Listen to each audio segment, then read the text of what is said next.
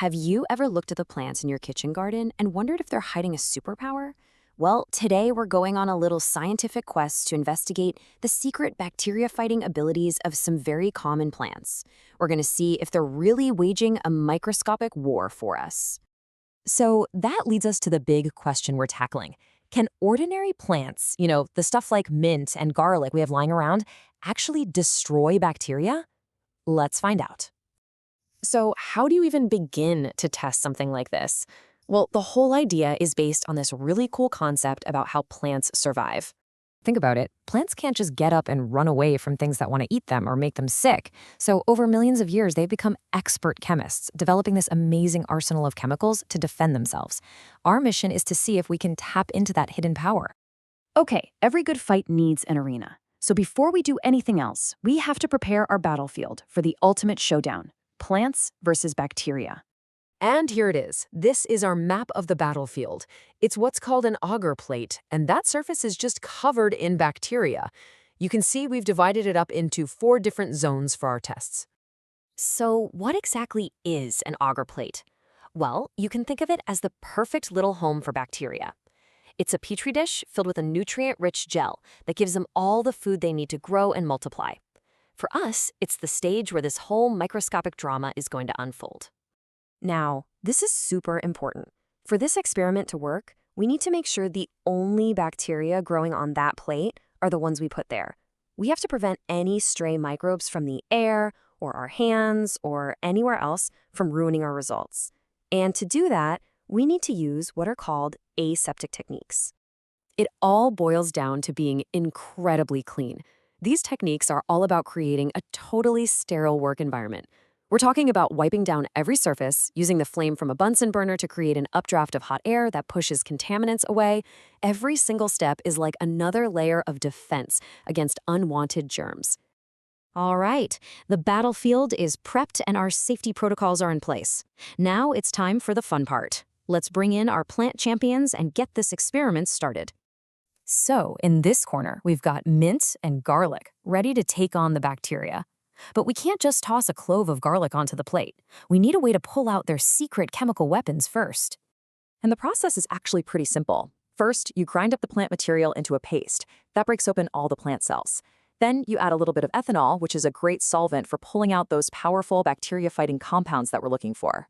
Okay, but here's a critical question for any good scientist. How do we know for sure it's the plant killing the bacteria and not, say, the ethanol we just used to make the extract? To prove that, we need a control. Our control is just a little paper disc soaked only in ethanol. No plant stuff at all. By putting this on the agar plate alongside our plant extracts, we can see what the ethanol does all by itself. This lets us isolate the effect of the plant, which, of course, is the whole point. So we've made our extracts, placed the discs on the bacteria-covered plate, and let it incubate for 48 hours. Now, it's time for the moment of truth. Let's see what happened. So after 2 days, we come back to our Petri dish. And what we're looking for are these clear circles around the paper discs. This clear area is called a zone of inhibition. But what does it actually mean? This right here is our proof. The zone of inhibition is a dead zone. It's where the plant's chemical weapons have spread out into the agar and completely wiped out the bacteria, stopping them from growing. It's a visible crater of destruction. And the rule for figuring out who won is really straightforward. The plant that creates the biggest clear zone is the most powerful bacteria killer. It's that simple. A bigger zone means more bacteria were destroyed. So if we charted out our results, they might look a little something like this. First, look at the control. A big, fat 0. That means the ethanol did nothing on its own, which is exactly what we wanted to see. Mint, yeah, it did pretty well, but look at garlic. In our pretend test here, garlic is the undisputed champion, with a way bigger zone of inhibition. So we've got our results, which is awesome.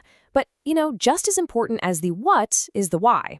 Why exactly did we have to follow all these specific rules during our scientific quest?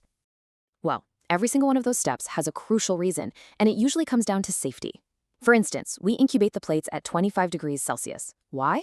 Because it's warm enough for our sample bacteria to grow, but it's too cool for any really dangerous human pathogens to thrive.